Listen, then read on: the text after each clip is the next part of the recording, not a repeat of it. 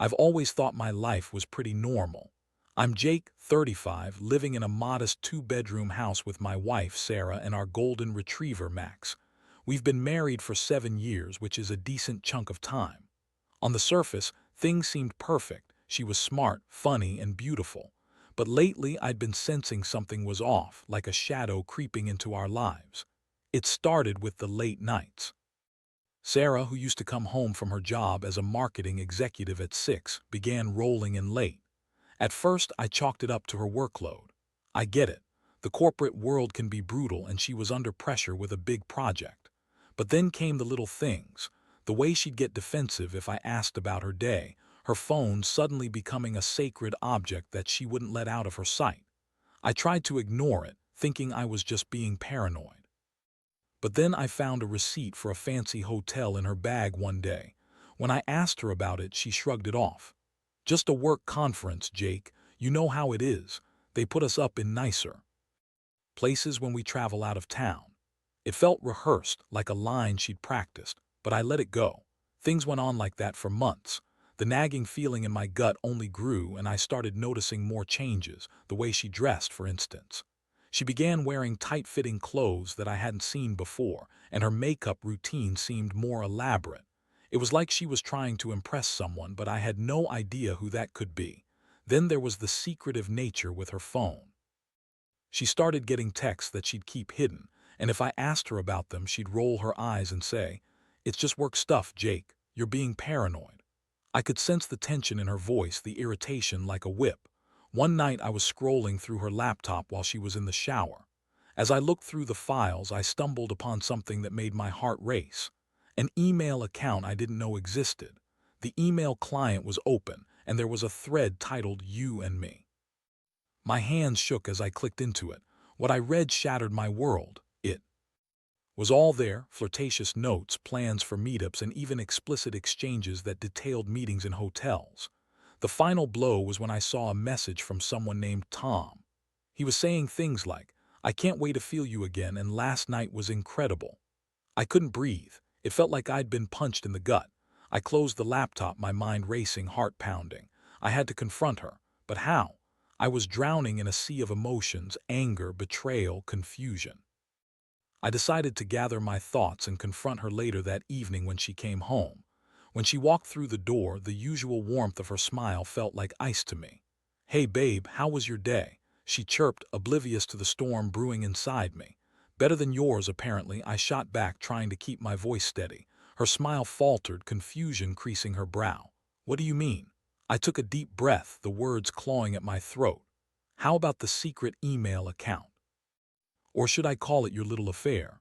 Her face turned white, and for a second I thought she might deny it, but her reaction was more surprising. She laughed. "You're joking, right? That's ridiculous, Jake. You've lost your mind." I could barely contain my rage. "I read the emails, Sarah. I know everything."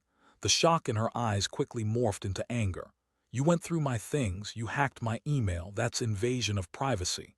Her reaction caught me off guard. Instead of remorse, she threw accusations.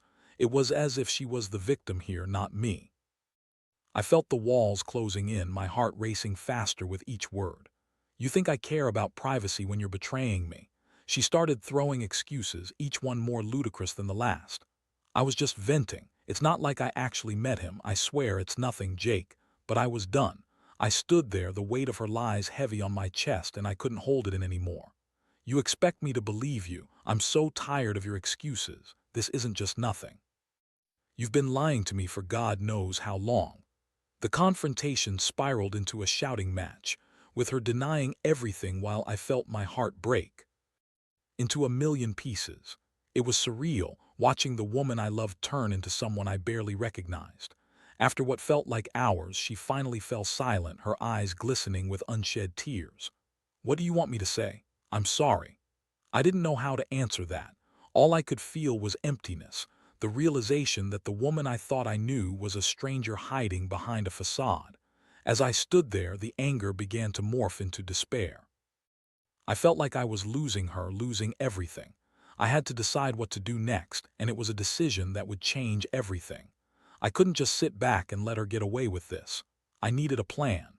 a way to make sure she understood the pain she caused, the betrayal that cut so deep. I had to think through my next move carefully, but first, I needed to gather more evidence, and more importantly, I needed to know the truth. What would I do next? I was filled with a sense of foreboding mixed with a surge of determination. This was far from over. In the days following our explosive confrontation, I was a whirlwind of emotions. I felt like I was living in a surreal nightmare where the woman I loved was slowly transforming into a stranger. I couldn't shake off the feeling of betrayal, and I certainly couldn't just forgive her and move on like she seemed to expect. No, I needed to gather my thoughts and figure out what I wanted to do next. I spent nights lying awake, staring at the ceiling, imagining every possible scenario. I thought about confronting Tom, the guy she was cheating on me with, but I wasn't sure what that would accomplish. Would it make me feel better knowing who he was? Or would it just escalate the situation further? I wrestled with the idea of talking to my friends or family about it, but I wasn't ready to air my dirty laundry. I felt ashamed, embarrassed that I had let it get this far without seeing the signs. During the days, I became a ghost in my own home. Sarah went about her routine as if nothing had happened, going to work, coming home, and pretending to be the same wife I'd married. I felt like I was living in a sitcom where the script had gone horribly wrong. I would often catch her glancing at her phone when she thought I wasn't looking. Each time, it would send a jolt of anger through me, and I'd have to remind myself to keep my cool.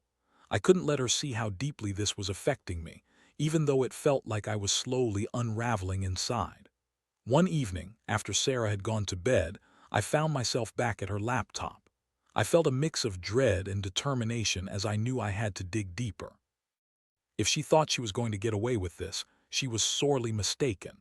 I opened the same email account I had seen before and navigated through the messages. I felt like I was diving into the depths of her deceit, but I needed to know more. As I scrolled through the threads, I found emails that detailed plans for their meetups, discussing hotels and times, and even explicit details about their encounters. It felt like I was reading a diary of someone who wasn't my wife. I printed everything, each page a testament to her betrayal. I knew that keeping this to myself would only eat away at me. I needed to expose her lies, not just to myself but to the people who mattered in our lives. She needed to face the consequences of her actions. After I printed the emails, I made a plan. I would send the incriminating evidence to her family, her parents, her sister, and even some close friends. I thought they deserved to know the truth about their daughter's infidelity, and maybe, just maybe, they could help me reach her in ways that I couldn't. The next day I sat at my desk, staring at the stack of papers in front of me. I felt a strange sense of calm wash over me as I drafted a message to send along with the emails. I explained everything as succinctly as I could, sticking to the facts and avoiding any emotional outbursts. I didn't want to appear bitter. I just wanted them to see the woman they thought they knew. With a few clicks, I sent the emails out to her family. My heart raced, adrenaline pumping through my veins. I had done it. There was no turning back now. As I hit send, I felt the weight of the world lift off my shoulders, replaced by a sense of empowerment I didn't know I needed. It was as if I had finally taken control of a situation that had spiraled out of my hands. Later that day, Sarah came home with a bright smile on her face, completely unaware of the storm brewing on the horizon. I watched her move around the house, and for the first time I felt no warmth in her presence. She was a stranger and I was done pretending. That evening, the phone rang while we were eating dinner. Sarah's expression changed instantly as she glanced at the caller ID. "It's my mom," she said, suddenly looking pale. I could feel my heart pounding in my chest. I had no idea what was being said on the other end, but I knew it wouldn't take long for the truth to come out. "Hey, Mom," she answered, her voice slightly shaky. I could hear her mother's voice coming through the phone, full of concern. I didn't catch every word, but I could feel the tension mounting as Sarah's face shifted from confusion to disbelief, and then to anger. "Mom, what are you talking about?" she snapped, her voice rising. "Who told you that?" I set my fork down, a smile creeping onto my face as I waited for the inevitable fallout. I watched her unravel, the very facade she had maintained crumbling before my eyes. Of course it's not true, I can explain. She insisted, but I could see the panic in her eyes. Her mother must have mentioned the emails, and I imagined them reading the words I had sent. My heart sank, knowing they were just as painful to hear. "Just give me a chance to explain," she said desperately, voice cracking. She looked at me, and for a fleeting moment I felt a flicker of sympathy, but I quickly extinguished it. She had made her bed, and now she would have to lie in it. The conversation continued, and a few minutes later Sarah hung up, her face a mix of fury and fear. "What the hell did you do, Jake?" She glared at me, eyes blazing with accusation. "I did what you should have done a long time ago," I replied coldly. "I exposed the truth, Sarah. You can't keep living a lie." She stormed towards me, her hands balled into fists. "You think this is over? You think sending those emails will solve anything? You've ruined everything." I shook my head, feeling a sense of clarity. "No, Sarah, you did that. You ruined our marriage the second you decided to betray me." Her face twisted in anger, and I knew this would only escalate.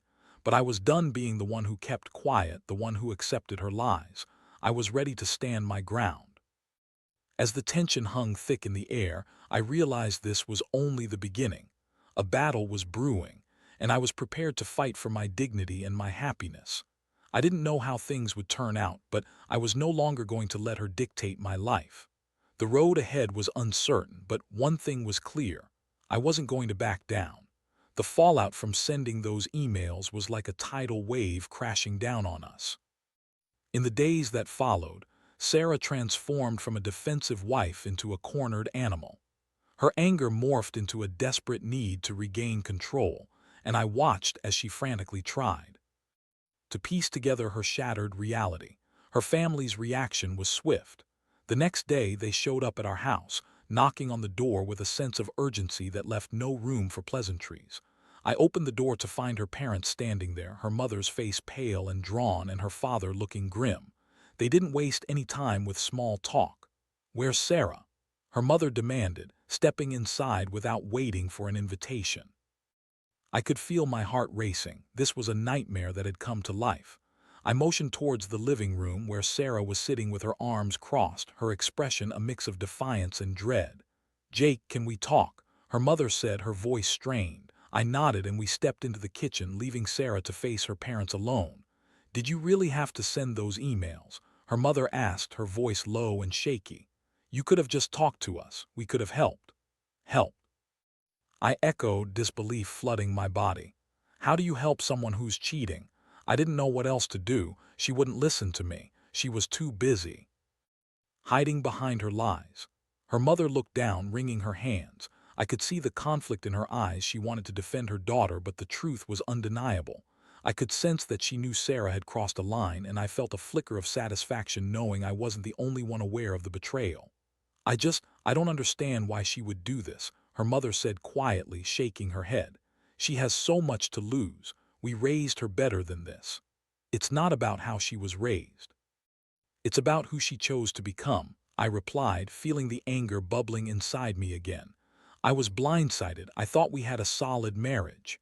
We stood there in silence for a moment, and I could sense that her mother was grappling with the reality of her daughter's actions. Her father joined us, his brow furrowed with concern. "Where is she now? We need to talk to her," he said, his voice firm. Reluctantly, I led them back to the living room. Sarah was sitting there, her posture rigid, a veneer of confidence barely hiding the fear in her eyes. The atmosphere was electric with tension as her parents confronted her, demanding answers. "Sarah, we need to know what's going on. This can't be true," her father stated, his voice steady but filled with disappointment. "You think I'd cheat on you guys?" she spat back, her tone defensive. "This is all a misunderstanding. Jake is just trying to ruin my life."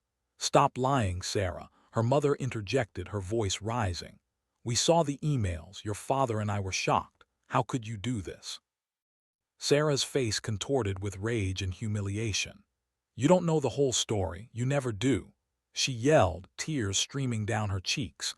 I watched the confrontation unfold with a mix of frustration and morbid curiosity. This was the moment I had hoped would come, her truth laid bare in front of those who loved her, the very people she had deceived. Yet even as I witnessed her unravel, a part of me felt empathy. This wasn't just about betrayal. It was about the cracks in her facade, the layers of guilt and shame she was now forced to confront. "Talk to us," her father said, his voice softer. "Now we want to understand." But Sarah wasn't interested in understanding. She was too busy deflecting. She started weaving a narrative filled with lies and half-truths, blaming me for not being attentive, for not being the husband she wanted. If Jake had been more supportive, I wouldn't have turned to someone else. She claimed, her eyes darting to mine as if seeking validation. I couldn't believe what I was hearing. "That's rich coming from you," I interjected, unable to restrain myself. "You're the one who decided to betray our marriage. You had choices, Sarah." "Enough," her mother shouted, cutting through the chaos. "We're not here to place blame, we're here to figure this out. You need to own up to your mistakes, Sarah." For a moment, Sarah looked vulnerable, the anger fading, replaced by a flicker of realization. But it didn't last long. She quickly withdrew behind her walls again, crossing her arms and glaring defiantly at her parents and me. "I'm not the one who needs to change," she retorted. "Jake is the one who should be apologizing for hacking my email."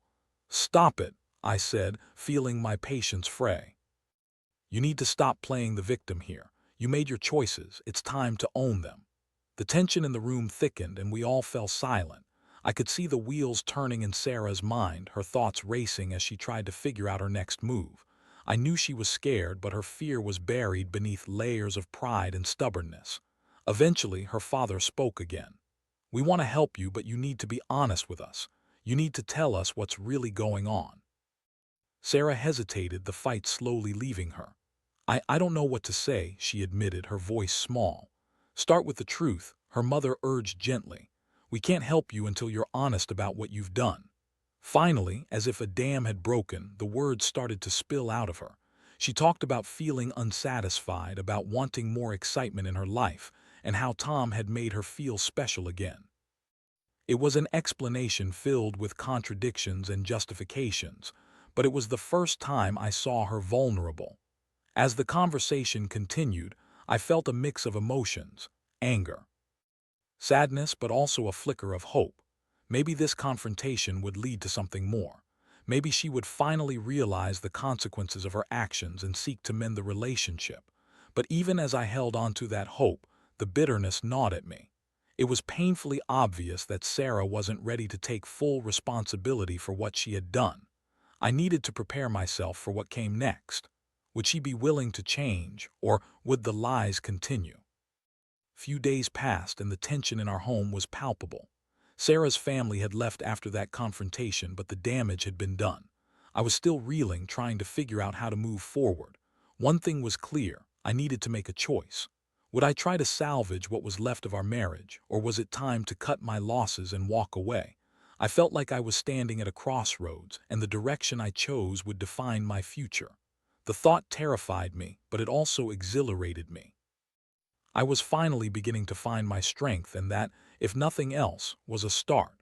As the days turned into weeks, the weight of Sarah's betrayal hung like a dark cloud over our home. It was suffocating. Each day felt like an exercise in survival, navigating the tension that had seeped into every corner of our lives. I had hoped that her parents' confrontation would lead to a breakthrough, a moment where she would finally own up to her mistakes and take the necessary steps to repair our marriage. But instead, it felt like we were stuck in limbo, caught in a cycle of anger, denial, and half-hearted attempts at reconciliation. Sarah had retreated more into herself, oscillating between guilt and defensiveness.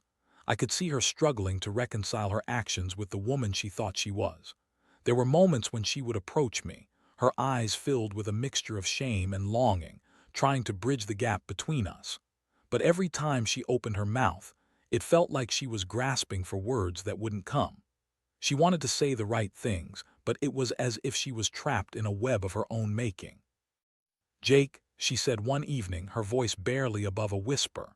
We were sitting in the living room, an awkward silence stretching between us. "Can we talk?" "About what?" I replied, keeping my tone neutral though my heart raced. I was tired of empty conversations. It felt like we were just going in circles. "About us," she said, her fingers fidgeting with the hem of her shirt. I want to explain why I did what I did. I took a deep breath, bracing myself for another round of excuses. Okay, go ahead, I said, trying to keep my voice steady. I've been feeling so lost for a long time, she started, glancing down as if she couldn't face me. I thought we had everything figured out, but somewhere along the way I lost myself. I got caught up in work and then I wanted to feel desirable again. That's what Tom gave me attention. I thought it was harmless at first. Harmless, I scoffed, feeling anger bubble up again. You don't think sneaking around and lying to your husband is harmful. You think that was just a little fling. No. I didn't mean it that way, she exclaimed, her voice rising. At first, yes, it was a mistake, but I did know how to stop. And when I realized how bad it had gotten, I didn't know how to face you. I was scared, she admitted, tears pooling in her eyes. Scared, I echoed incredulously. Scared of what? Facing the consequences of your actions. You made a choice, Sarah. You could have come to me and instead you chose to lie and betray me. I know I'm not proud of it, she cried, her voice breaking. But I want to fix this. I want to make it right. I love you, Jake. Hearing her say those words felt like a punch to the gut. I wanted to believe her. I wanted to believe that she could change and that we could work through this. But the scars her betrayal had left were deep, and I wasn't sure if I could ever fully trust her again. Loving me isn't enough, I said, my voice low and steady. You've shattered my trust. I don't know how to move forward from this. It's going to take more than just words. Her expression turned desperate. I'll do anything, Jake. I'll go to therapy. I'll quit my job if that's what it takes. Just tell me what to do. The sincerity in her voice gave me pause. Maybe this was the turning point I had been waiting for, but even as I contemplated her offer, the fear of being hurt again loomed large. Sarah, I don't want you to quit your job or make drastic changes just for me. I want you to want to do those things for yourself. You need to figure out who you are outside of this marriage. We both do. She nodded, her expression softening. You're right, I don't know if I can fix this on my own. I need your help. That was a hard pill to swallow. I didn't want to be her emotional crutch. I needed her to take responsibility for her actions. It's going to take time and it's not going to be easy, I cautioned. I need to see real changes, real accountability. Okay, she said, her voice steadier now, though uncertainty clung to her words. I'll do whatever it takes, I promise. For the first time in weeks, I felt a glimmer of hope. Perhaps, just perhaps, we could begin to heal, but the road ahead would be long, fraught with challenges, and a part of me remained wary. I couldn't ignore the fact that her promises could just be words, empty vows meant to placate me in the moment. Over the next few weeks, things began to shift. Sarah started attending therapy sessions, both individually and for couples counseling. It was a step in the right direction, but I remained guarded. I accompanied her to the first few sessions, and it was evident that she was grappling with her feelings of shame and guilt. During one of our counseling sessions, the therapist encouraged us to express our feelings openly and honestly. Jake, how do you feel when you think about the betrayal? She asked gently. I took a deep breath, feeling raw and exposed. I feel angry. I feel betrayed. I feel like the woman I thought I married never existed, I admitted, my voice trembling. Sarah reached for my hand, her eyes glistening with tears. I know I hurt you. I'm so sorry. I never wanted to lose you. I thought I could manage it all, and I failed. The therapist nodded. Acknowledgement is a crucial first step. But Jake, it's also important for you to articulate what you need from Sarah moving forward. I hesitated, weighing my words carefully. I need honesty. I need transparency. I need to know that you're willing to communicate with me even when it's difficult. Sarah nodded, her expression earnest. I promise I'll be open with you. I want to rebuild our trust. I'm committed to doing this. That commitment flickered like a candle in the dark, fragile but illuminating. It was a start, but I knew it would take time for those flames to grow stronger.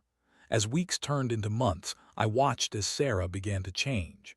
She was more engaged in our conversations, more thoughtful about her actions. But each time she reached for my hand, I still felt the weight of her betrayal hovering like a ghost. Despite her efforts, I grappled with the lingering feelings of hurt and mistrust. I found myself questioning her every move, the lingering shadow of doubt creeping back in whenever she received a text or took a phone call. And then, one fateful afternoon, I stumbled across another email. This time, It wasn't from her secret account, but rather from her work email, a casual exchange that sent me spiraling back to that dark place. "Are you free tonight? Can't stop thinking about you. Let's meet at the usual spot." My heart raced, anger igniting a firestorm inside me. Just when I thought we were making progress, she had fallen back into the very habits that had led to our destruction. I clenched my fists, feeling the walls closing in again. It was clear to me now, I couldn't continue this way. I needed to confront her and find out if this was a slip or just the beginning of another betrayal. I was at a crossroads once more, and I had to decide what came next. Would I give her another chance, or was this the final straw? I could feel the weight of the decision pressing down on me, and I knew that whatever I chose would define the future of our marriage. Confronting Sarah about the new email felt like a weight pressing against my chest. I had spent countless hours grappling with my emotions, trying to believe that she was genuinely trying to change. But now, the evidence lay bare before me, and I knew I couldn't sweep it under the rug any longer. That evening, as we sat across from each other at the dinner table, I felt the tension crackle in the air. The aroma of the pasta she had cooked hung heavy, but I couldn't focus on anything but the storm brewing in my gut. I stared at her, trying to gauge her mood, but she seemed blissfully unaware, chatting about her day as if nothing was wrong. "Sarah," I interrupted, my voice steady but filled with barely contained emotion. "We need to talk." Her eyes widened slightly, and for a moment a flicker of concern crossed her face. "What's wrong?" I hesitated, feeling the words claw at my throat. "I found an email from someone at work. It's not just friendly, Sarah, it's inappropriate and I can't ignore it." Her expression shifted, confusion morphing into defensiveness. "What do you mean? What are you talking about?" I slid my phone across the table, the email displayed on the screen, and watched as her eyes scanned the words. I could see her processing the reality of the accusations, each line pulling her deeper into a web of denial. "I don't know what you think you saw, but it's not what you think," she stammered, her voice shaky. "It could be taken out of context." "Out of context," I echoed, incredulous. "It's not ambiguous, Sarah. It says exactly what it means. You're trying to get together with someone else again. After everything we've been through, after all the promises, you're still doing this." "I can explain," she said, her voice rising. "It's just a coworker being flirty. I didn't encourage it, I promise." The anger surged in me, and I felt my composure slipping. "And why should I believe you? You've already betrayed my trust once. How do I know you won't just lie to me again?" "I am trying, Jake," she cried, tears brimming in her eyes. "I've been working so hard to mend what I broke, but you keep bringing up the past. It's hard to move forward when I keep finding evidence that you're still stuck in it." I shot back, my voice thick with emotion. "You're acting like you're the victim here, but you're the one who broke our vows." Silence settled between. Heavy and suffocating, I could see the fight leaving her as she slumped back in her chair, defeat etched across her face. "I don't want to hurt you," she murmured, voice trembling. "I don't want to lose you. I thought I could handle things better." "Handle them better," I repeated, incredulous. "What part of this is handling it better? You're still making the same mistakes. You haven't learned anything." "I know," she exclaimed, her voice choked. "But I promise I'll stop. I'll cut ties with him. I thought it was harmless flirting. I didn't mean for it to get this far." "Harmless?" I gritted out. "Cheating is never harmless, Sarah. You're playing with fire and you're dragging me down with you." I watched as she crumbled under the weight of my words, tears spilling down her cheeks. It was heartbreaking to witness the woman I once loved disintegrate before my eyes, but a part of me remained resolute. I couldn't let her manipulate my emotions any longer. "Maybe you need to think about what you really want," I said quietly, my voice steady but filled with sadness. "Because I can't keep doing this. I can't keep forgiving you just for you to turn around and hurt me again." "Jake, please don't say that," she pleaded, desperation lacing her tone. "I'm trying. I need you to believe me." "I want to believe you," I replied, feeling a flicker of vulnerability in my chest. "But you have to give me a reason to. It can't just be words. It needs to be actions that prove you're committed to this marriage." "Then I will, I swear," she vowed, her voice breaking. "I'll end it with him. I'll do whatever it takes. Just please don't walk away." The desperation in her eyes made my heart ache, but I felt that I was at a crossroads. I didn't want to throw away the years we had built together, but I also couldn't ignore the fact that I deserved better. In the days that followed the confrontation, Sarah seemed to genuinely try to make amends. She cut ties with Tom, even blocking him on social media and shutting down any temptation to engage in flirtation. I watched her approach with a mix of cautious optimism and lingering wariness. We began attending couples therapy more regularly, and for the first time I felt progress. We explored our communication issues, the underlying feelings of inadequacy that both of us had been harboring. Sarah opened up about her fears and insecurities, and I felt a flicker of the connection we once shared. But even as we made strides, I remained vigilant. I couldn't shake the feeling of betrayal that lingered at the back of my mind. I found myself questioning her every action, every late night at work, every text she received. It was exhausting and I knew it wasn't healthy. One evening, after a particularly intense therapy session, I sat in the living room, lost in thought. Sarah came in, a tentative smile on her face as she handed me a glass of wine. "I thought we could celebrate our progress," she suggested, her voice light. I took a sip and nodded, appreciating the gesture, but the question still gnawed at my mind. "Are we really progressing, Sarah, or are we just going through the motions?" Her smile faltered and I saw the uncertainty flicker in her eyes. "I want to believe we're making progress. I'm trying, I really am." "I know you are," I said gently, setting the glass down. "But it feels like we're still walking a tightrope. I don't want to be the one holding your hand if you're still tempted to fall." "Jake, I promise you I'm committed to this," she insisted, her voice resolute. "I want to make it work. I love you." The words echoed in the air, filling the empty spaces between us. But I couldn't shake the feeling that love alone wouldn't be enough to repair the fractures in our relationship. That night, as I lay in bed, I couldn't help but wonder if I was setting myself up for more heartache. I wanted to believe in the possibility of reconstruction, but the foundation was shaky, and each time I thought we were building something solid, another crack would appear. I drifted off to sleep, exhaustion washing over me, but even in my dreams I struggled to find clarity. I was caught in a cycle of hope and despair, and I knew that the time for making a decision was drawing near. Would I continue to fight for our marriage, or was it time to finally let go? I needed to face the truth, whatever it might entail. The weeks that followed were a blur of therapy sessions, late-night conversations, and attempts at rekindling the spark that had long since flickered out. Sarah and I both worked hard to rebuild trust, but each step forward felt precarious. The echoes of betrayal loomed large, and I was painfully aware that one misstep could send us tumbling back into chaos. One afternoon, as I was cleaning out the garage, I stumbled upon an old box filled with mementos from our early days together, photographs, love letters, and silly trinkets we had collected over the years. I sat on the floor, surrounded by memories, feeling a wave of nostalgia wash over me. There was a time when everything felt so simple, so full of promise. A time when I believed in us wholeheartedly. But as I rifled through the box, I couldn't shake the reality of what had happened. I thought about all the late nights spent alone, wondering if Sarah was with him. I thought about the shattered trust that now lay between us like a chasm too wide to cross. Even in this moment of reflection, I felt a heaviness in my chest, a reminder that we were far from where we used to be. That evening I suggested we have a heart-to-heart. We sat on the couch, the air thick with unspoken words. I looked at her, taking in the familiar features that I once adored but now felt distant and foreign.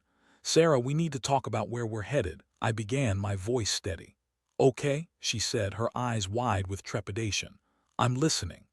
I hesitated, searching for the words. "I've been trying to process everything that's happened. I want to believe that we can rebuild, but I can't shake the feeling that we're still on shaky ground. There's so much hurt between us. It's like we're trying to paint over cracks instead of addressing them." "I know," she admitted, her voice soft. "I'm scared too. I want this to work, but I also know it won't be easy. I've made so many mistakes. And I need to understand what you really want," I said, feeling the weight of my own emotions. "Do you want to be with me? Are you willing to put in the effort it takes to make our marriage work, to be transparent and honest moving forward?" Her eyes filled with tears, and for a moment I thought she might falter. "I want to be with you, Jake. I love you. I know I messed up, but I'm committed to making this right." Then we need to be more proactive, I replied. I can't be the only one putting in the effort. I need to see you taking responsibility for your actions and truly working on yourself. We both do. It's about more than just you and me. It's about rebuilding the trust we lost. I understand, she said, her voice shaky but resolute. What do you suggest? I took a deep breath, feeling the heaviness in my heart. We should consider taking a break from each other, not in a way that suggests we're giving up, but more as a way to evaluate what we really want. I think we need time apart to reflect on our relationship. It might help us gain clarity about whether we're both willing to fight for this. Her face fell, and I could see the fear in her eyes. A break, I don't know if I can do that. It feels like we're just prolonging the inevitable. It's not about ending things, I clarified. It's about taking a step back to see if we really want to commit to this. We need to determine if we can truly be happy together again. For a moment, silence enveloped us, heavy with tension. I could see the gears turning in her mind as she considered my proposal. I don't want to lose you, Jake, she finally said, her voice breaking. I don't want to lose you either, but I can't keep living in uncertainty. Taking some time apart might help us both find the answers we need. She nodded slowly, tears streaming down her cheeks. If that's what you think is best, I'll respect it. But I want you to know that I'm still here and I still care. I'll do whatever it takes to prove that to you. As the conversation concluded, I felt a strange mix of relief and sorrow. It was hard to let go, even temporarily, but deep down, I knew it was necessary. I needed to figure out what I truly wanted and whether I could forgive her fully. In the weeks that followed, we established boundaries for our time apart. We agreed to check in occasionally but focused on our individual journeys, myself exploring my feelings and healing, while she committed to addressing her issues in therapy. I threw myself into my work, seeking distractions and immersing myself in projects that had long been neglected. I spent time with friends, rekindling connections that had faded into the background during our troubled times. I learned to enjoy my own company again, rediscovering hobbies and passions that made me feel whole. Sarah, too, began a new chapter. I could see her working hard in therapy, grappling with her insecurities, and taking steps to understand her motivations. I felt pride for her efforts, but there was still a void between us, a lingering uncertainty that neither of us could ignore. One evening, a few months after our initial separation, I received a text from her. "Can we meet to talk? I think I have clarity on where I stand." My heart raced at the message. I had been preparing for this moment, bracing myself for whatever she had to say. We agreed to meet at a local coffee shop, a neutral ground that felt familiar yet distant. When I arrived, I found her seated at a table, her expression a mix of nervousness and determination. I took a seat across from her, and for a moment we simply stared at each other. "Jake," she said, her voice shaky, "thank you for giving me the space to think. I've had time to reflect on everything, and I want to be honest with you about where I stand." I nodded, my heart pounding. "I'm listening." "I've realized that I needed to confront my own issues," she began. "I thought that external validation was what I wanted, but it was really just masking my own insecurities. I can't keep relying on others for my self-worth. I want to be with you, but I also want to be whole on my own. I'm ready to commit to our relationship in a way I wasn't before." I felt a wave of emotion wash over me, relief, hope, but also fear. "So, what does that mean for us?" "I want to rebuild our trust, but I know it will take time," she said firmly. "I'm willing to take it slow to prove to you that I'm committed to making this work. I want to grow together, but I also want to make sure we're both happy in our own lives." I felt tears prick at my eyes as I listened to her words. "Sarah, I appreciate that. It means a lot to me that you're taking responsibility. I want to believe in us again, but I need to see actions, not just words." "I understand," she replied, her eyes brimming with sincerity. "I'm ready to show you." As we continued to talk, a sense of hope flickered to life between us. It wouldn't be easy, but we both knew that we had the power to shape our future together. We were willing to face the challenges ahead, both individually and as a couple. In that moment, I realized that love is not always a straight path. It's a journey filled with twists and turns, and sometimes the road to healing requires taking a step back to find clarity.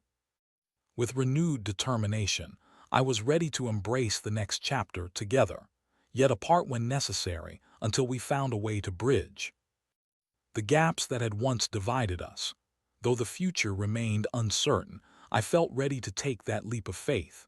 Whatever lay ahead, we would face it together, stronger, wiser, and more committed than before.